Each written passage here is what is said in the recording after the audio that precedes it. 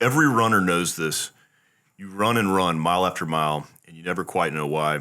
You tell yourself that you're running towards some goal, chasing some rush, but you really run because the alternative, stopping, scares you to death.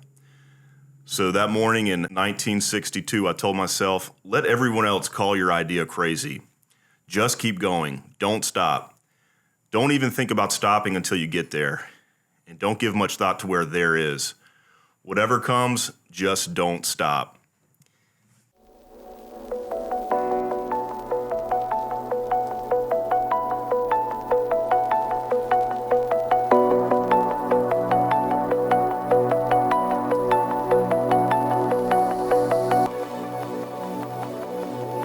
This is Wright Vernon with the Lost in the Midlands podcast. I am here with a proven entrepreneur, a BNI networker, and on many occasions, a gym partner and motivator over at ISI Gym. It is a privilege to have Matt Thompson on. He's with Splash Omnimedia, Brand Buzz, and Next Degree Leader. Matt, thanks for hanging out, man. Yeah, man, thanks. This is exciting. Yep, I'm fired up to hear about, business, what you guys got going on, but I'd love to dive a little bit into your beginnings, like where you grew up, your early days. Yeah. Well, first of all, I love that excerpt, Phil Knight excerpt there. I was telling you right before we started the podcast that I watched that movie Air, which probably a lot of your viewers and listeners on your podcast have probably seen it as well. And during that movie, he runs a lot, and in fact. What's so funny about that excerpt is, and I never heard that exact excerpt until you just read it, but applying it to his business in the movie, he literally talks about running because when they brought him the Michael Jordan deal, he was completely off board. He didn't want any part of it whatsoever. Really? Yeah. And you know what he did? He went for a run. He literally went for a run, and at the end of the run, he said, let's just go for it. The exact same statements that you just read that he said years and years and decades earlier in 1962 when he started Nike. In that business, I mean, that is crazy. And you were telling me about, being in business so long, there's peaks and valleys, and that reading just kind of resonated. I was like, that speaks to probably just the journey. You've been in business for a long time, the journey that you've been through. Yeah, so I come originally from mortgage banking. And was in that for my first portion of my adult life. And in 2006, we decided to open up Splash Omnimedia marketing agency. And we all know what took place in 07 and 08, which was the largest real estate recession of our adult lifetime. And that was tough. I was not like Phil Knight, where I would just go for a run. Because I'm more of a sitter.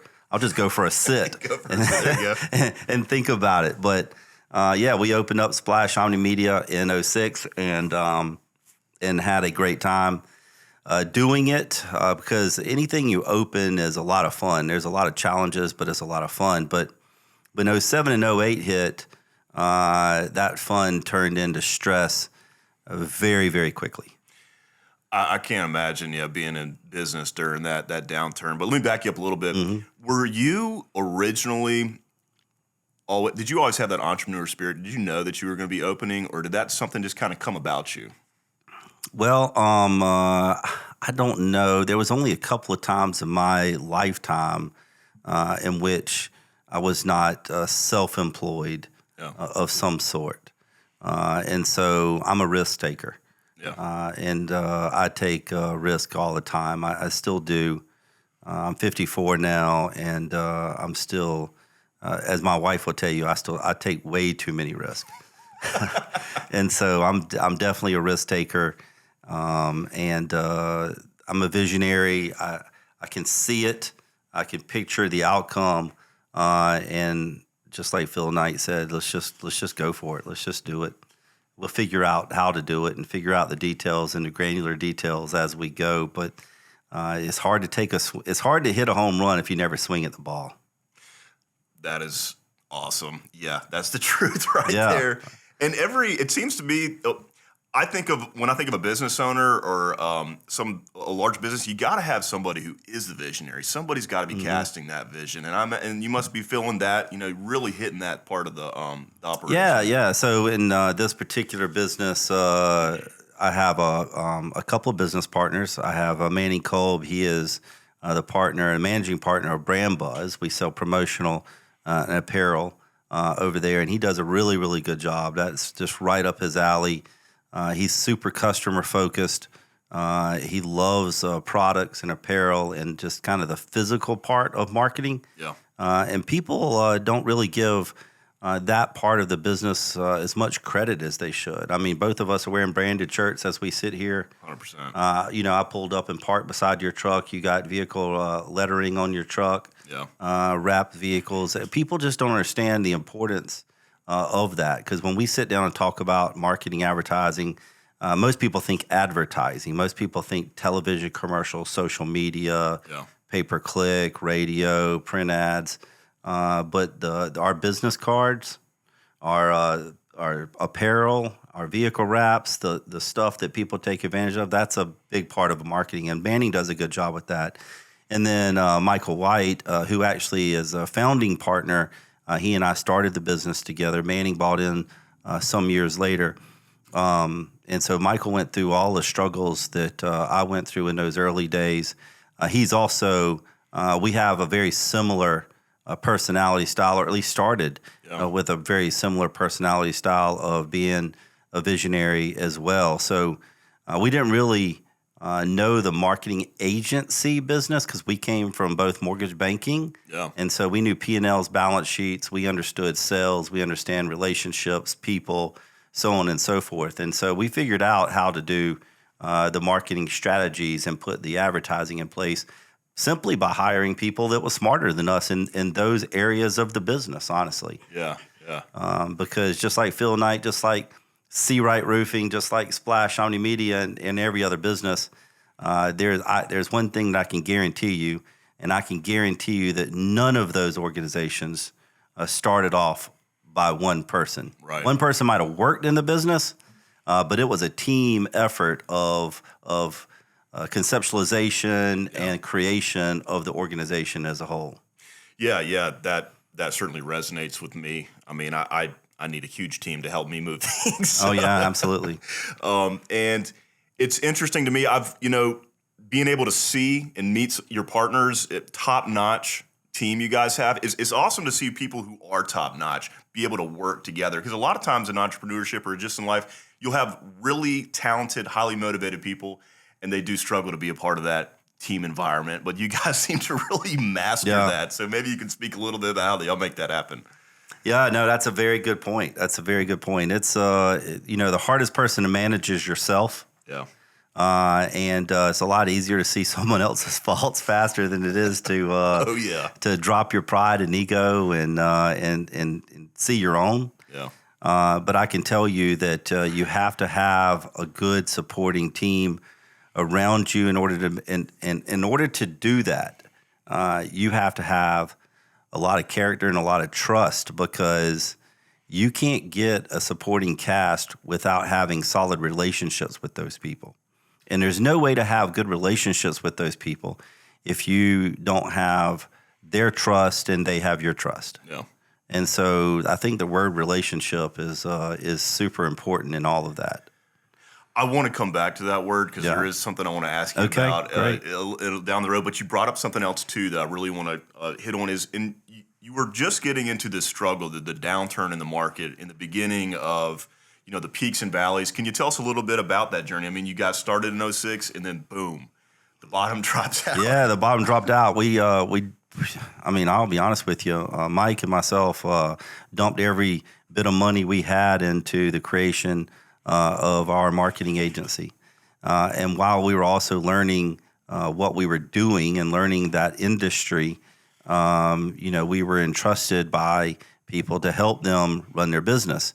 And now that's something that we were versed in. We were versed in running businesses. We weren't really versed in marketing and advertising per se, because if you think back in 2006, the iPhone was just developed. Like the iPhone just came out in 2006. Yeah. So yeah. web and the entire online environment was nothing like it is today. Absolutely nothing. And so everything has changed. So it's hard for me to sit here today and say, oh, well, we were just trying to figure it out. Honestly, everybody was trying to figure it out. Everybody was trying to figure out what marketing was. And so every single dime we had put in there dried up very, very quickly because we were in an area of high stress of learning a new industry, high stress because we were in a significant recession from a real estate perspective. And if you think about real estate, like the entire world revolves around real estate because you have real estate, look how many industries are supportive of the real estate industry, like roofing, your business, builders, framers, all the subcontractors. Well, then what does that mean? That means that all of the people who support all of those people are struggling. That means restaurants, convenience stores, gas stations. I mean, when houses aren't being built and construction isn't happening, it is a 2, 3, 4 layer problem against all industries. So you're talking about a major, major economic issue. So we lost our butt. We were flat broke within 12 to 18 months of starting that business. I mean, we went from being financially solvent because we had done pretty well in the banking business to being flat broke within 18 to 24 months of starting that business. So come end of 07, 08, we were pretty much bankrupt. And we were like, we're still going to absolutely make this thing happen. And this is, even to my detriment sometimes, I'm pretty transparent. And so I don't mind sharing that story with people, especially with entrepreneurs and people who want to become an entrepreneur, because I'm going to tell you that there are some major valleys and there is some major faith that you have to have in order to be able to walk through those valleys and survive. Yeah. And so every single morning we had a small group of people, 2 or 3 other men, along with Mike and myself, and we got together at 6 a.m. every single morning in our office, and we prayed over our business and prayed for God's favor, and we prayed for just some direction.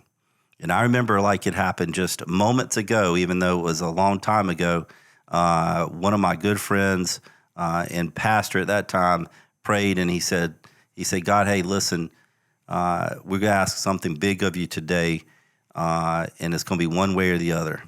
Either deliver something to us to where we know without a shadow of a doubt that this is what we should be doing and we should sit here until we're successful, or do something to where we know we should walk out our door and close our door and do something else. And I looked over at my friend, his name is Todd Carnes, and I looked at Todd and I said, hey, listen, like you're my pastor and my friend, but even I know we don't want to like dare God. I mean, like I don't want to like tempt him to like shut my doors. Like let's watch out what we're asking for. You know what I mean? And sure enough, that afternoon we got our very first call from a non-real estate related client, because we were focused on real estate when we first opened up, because that's where our knowledge from a marketing perspective was. Yeah.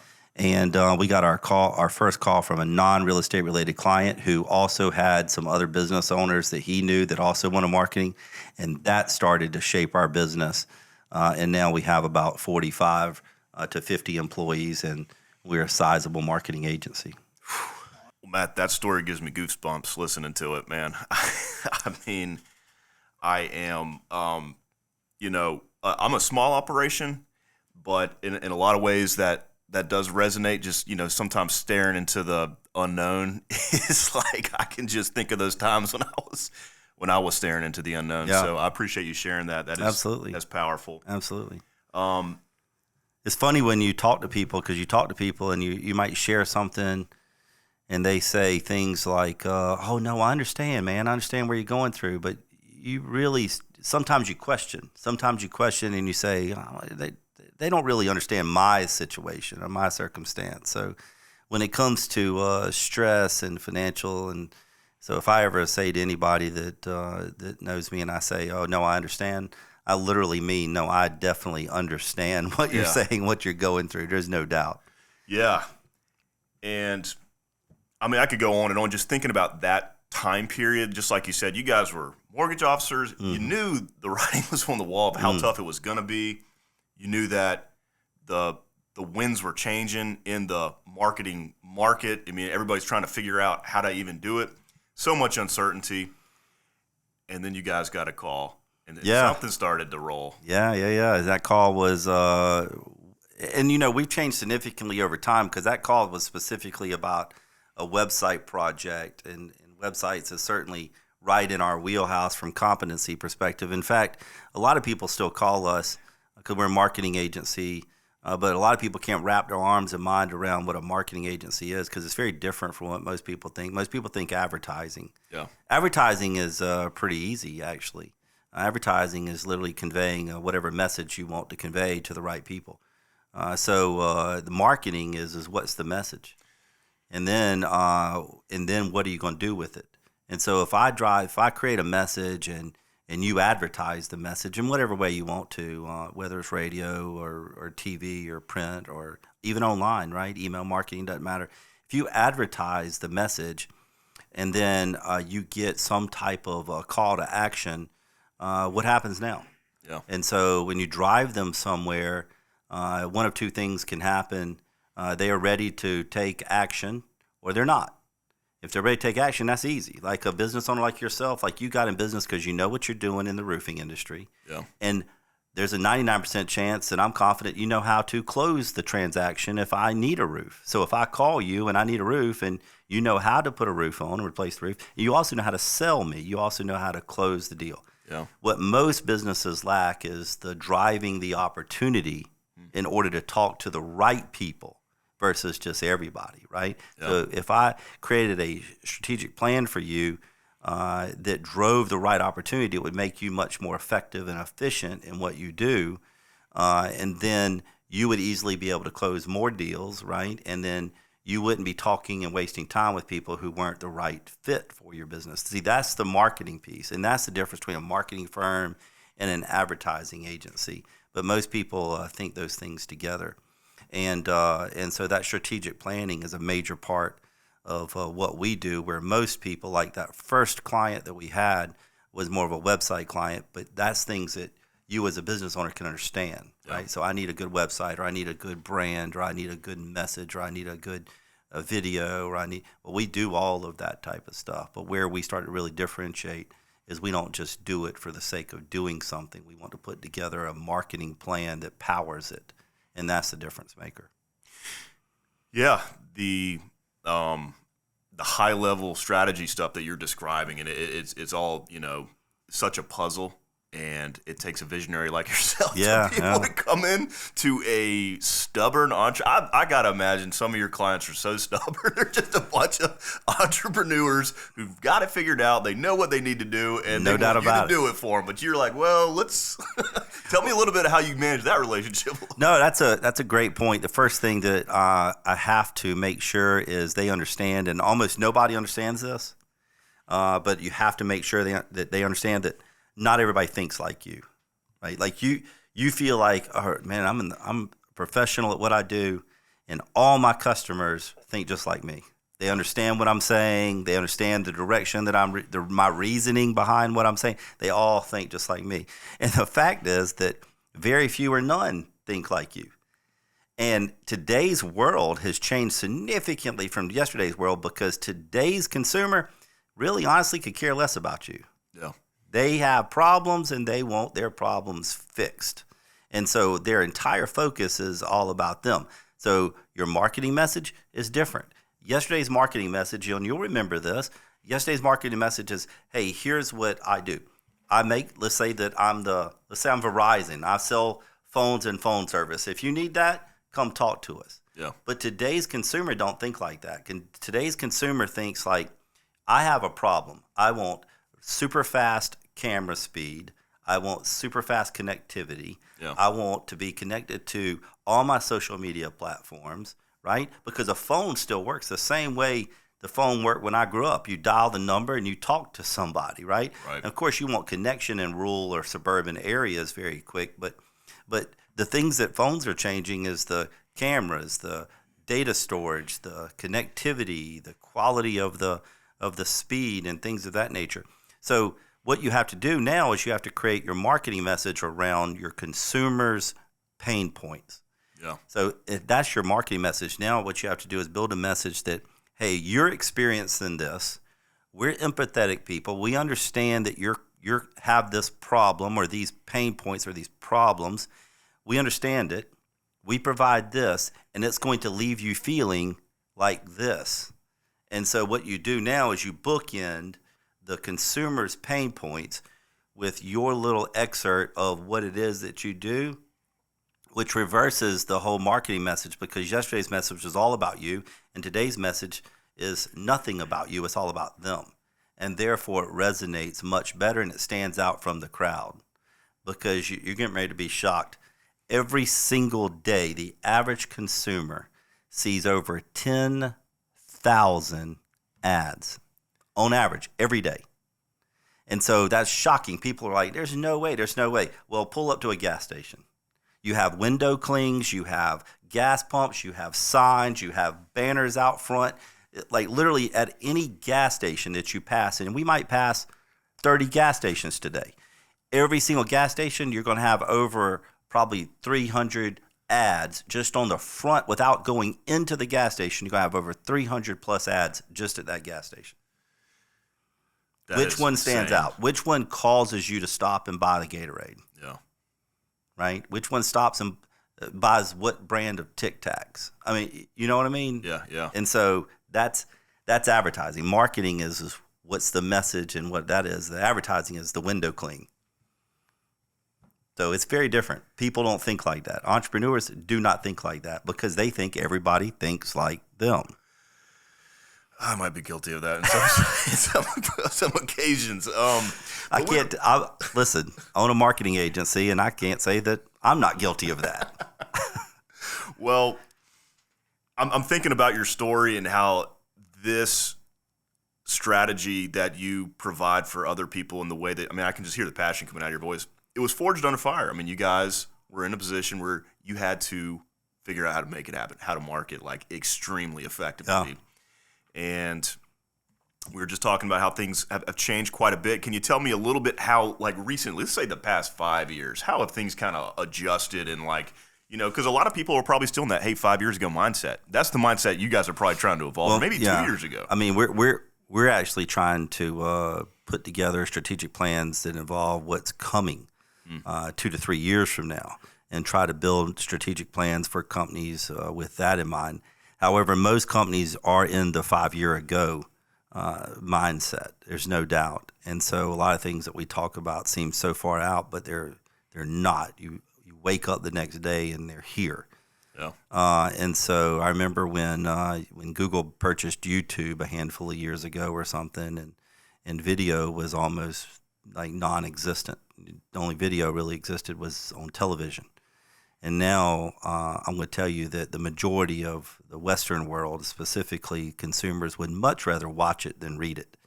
And so by shooting a video and producing an educational video or product video or what makes us different type of video is significantly, it's over a 400% conversion rate higher than anything without video. 400%.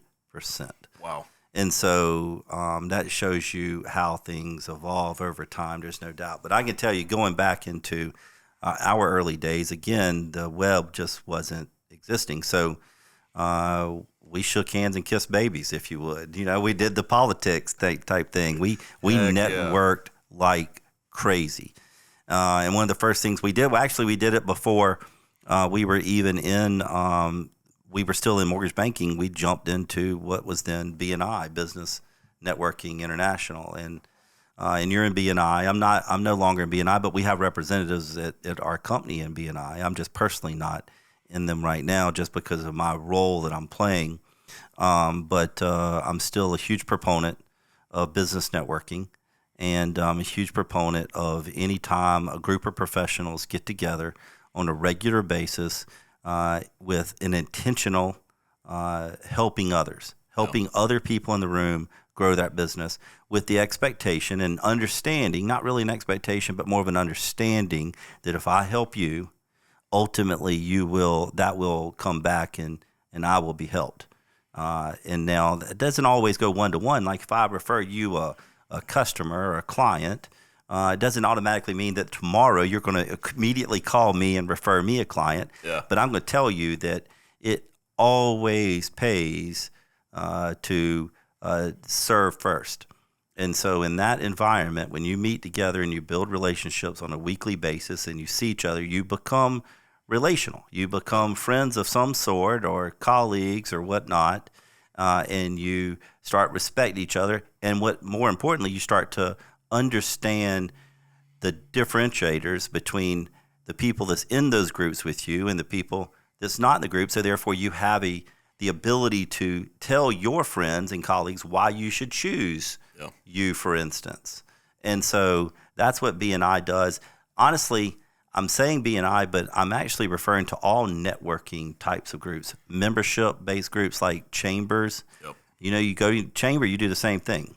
But it's not at that meeting, because people say, oh, I'll go to the chamber, I'll get nothing out of it. It's because you go to the chamber and then you go back to work. You do nothing else. You don't follow up with the people you met. You don't go try to have breakfast or have lunch with the people that you met. You don't put anything in it. And you're not going to get anything out of it if you don't put anything in it.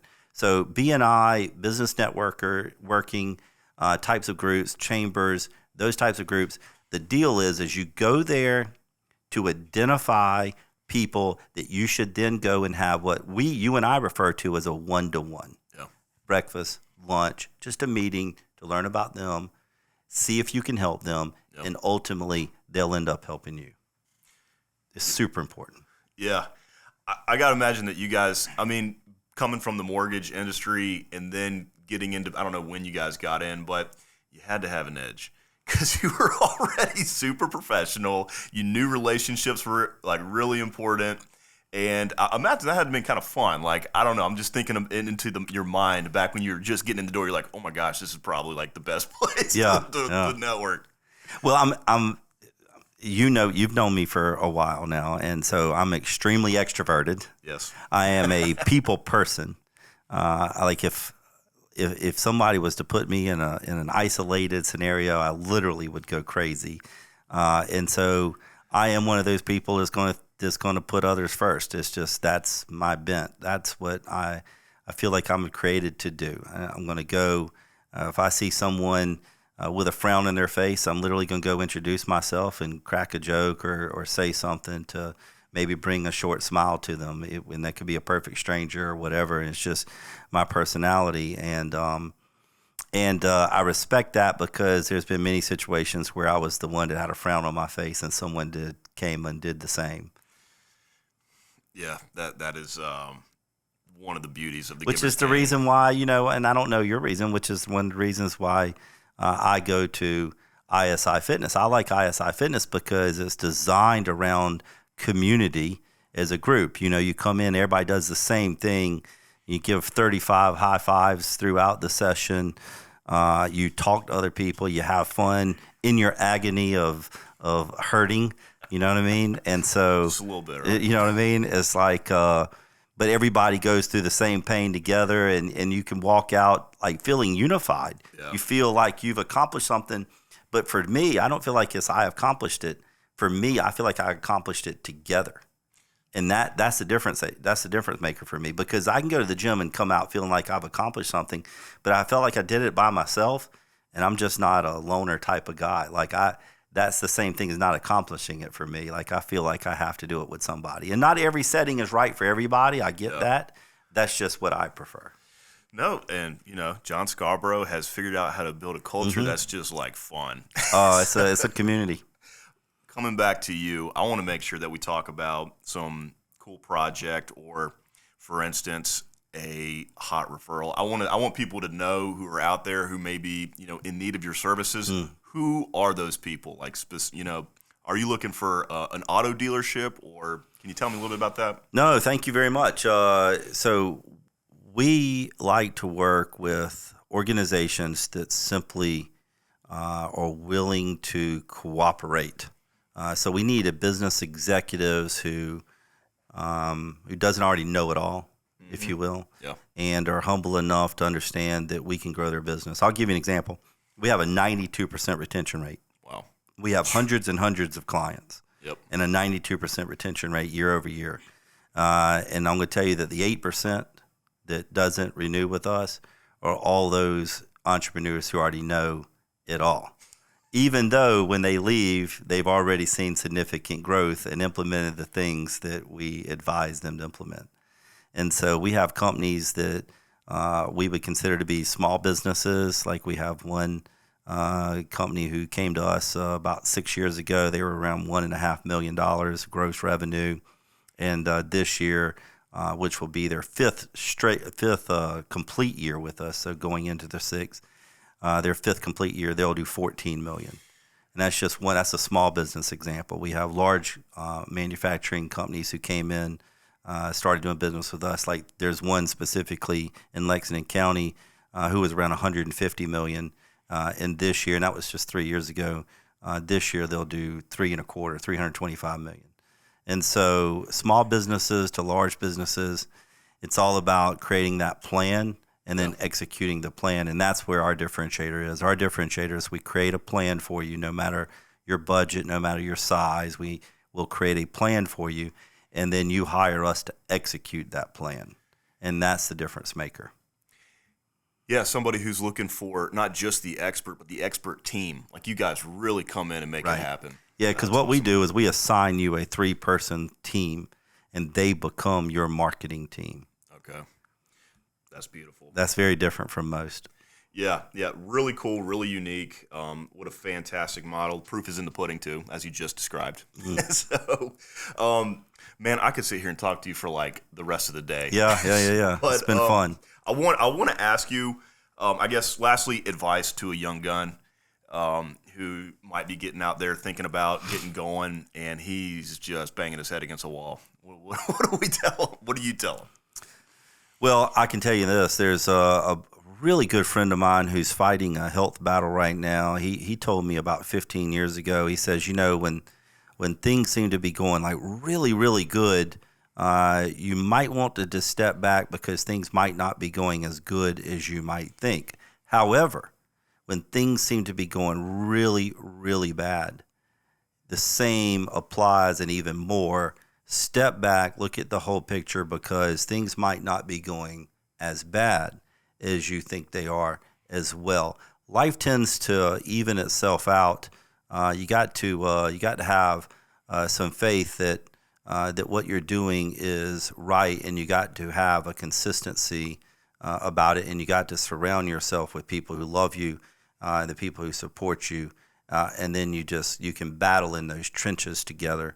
And that's what I would tell them.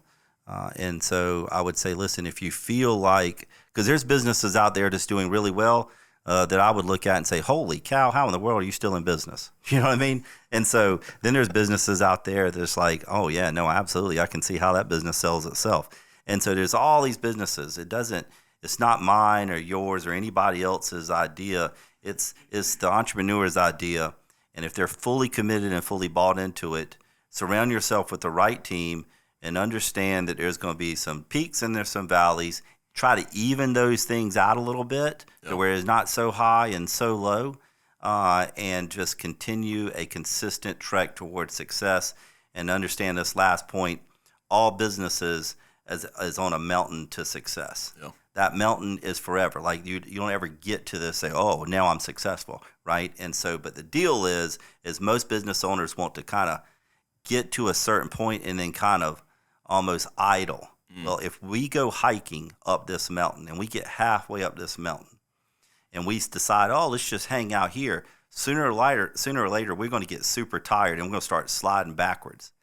And when we start sliding just ever so easy, we're not going to realize we're sliding until we're sliding really quick, and then it's too late to hit the brakes.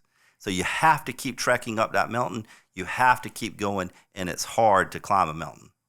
So you have to keep going. So you definitely don't want to be caught in that, oh, I'm okay right where I'm at type of syndrome. That syndrome is not success. Be a shoe dog. Yeah. Keep running, man. Keep going. Go Phil Knight. Wise words spoken by a a longtime veteran in the business world, so I really appreciate you sharing that with us. And where can we find you, somebody? Yeah, Matt at SplashOmnimedia.com, and just my website, SplashOmnimedia.com. It's easy to locate me. I'm right here in Lexington, and I'm actually very contactable. I'm one of these OCD people. If you call me, email me, text me, something of that nature, you're going to get a response. You're going to get it pretty quickly. Beautiful. Well, thanks so much for coming on today, Matt. Thanks, buddy. I appreciate you having me.